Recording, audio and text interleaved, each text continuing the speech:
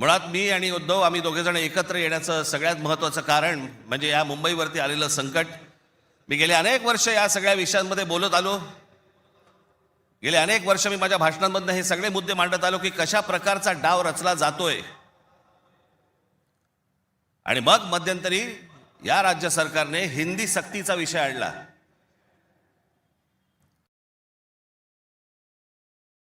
त्यावेळेला मग मीही कडाडलो, उद्धवही कडाडला.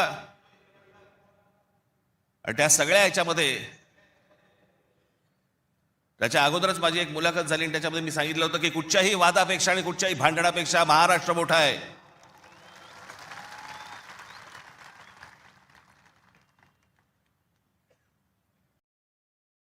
आणि मग तिकडनं ह्या सगळ्या गोष्टींची सुरुवात झाली.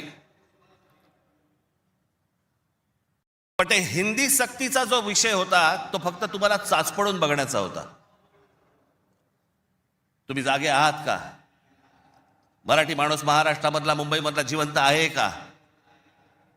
हे फक्त चाचपड नव्हतं तुम्हाला.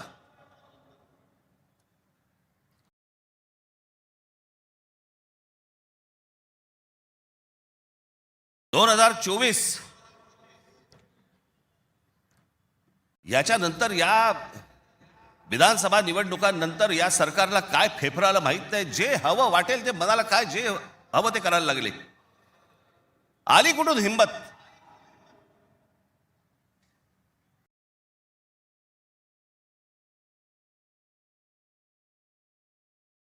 कोणाला विचारायचं नाही, काही जनता बिनता लोक बिक काही नावाची काही गोष्टच नाही. बस आम्हाला वाटलं म्हणून आम्ही केलं. हे कोण आहेत लोक?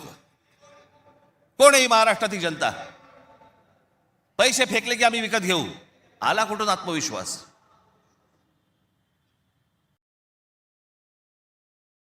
इतकी वर्ष मी आता राजकारण बघतोय. काँग्रेसची लोक सत्तेवरती होती, अनेक लोक सत्तेवरती होते, परंतु ते लोकांना घाबरून असायचे, जनतेला घाबरून असायचे. आता घाबरणं बिबरणं काहीच नाही.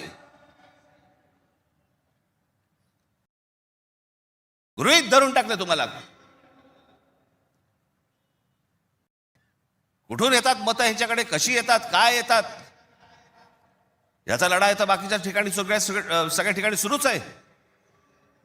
ते बोगस वोटर आणि ते ईव्हीएम मशीन पासून सगळ्या गोष्टी सुरू आहेत.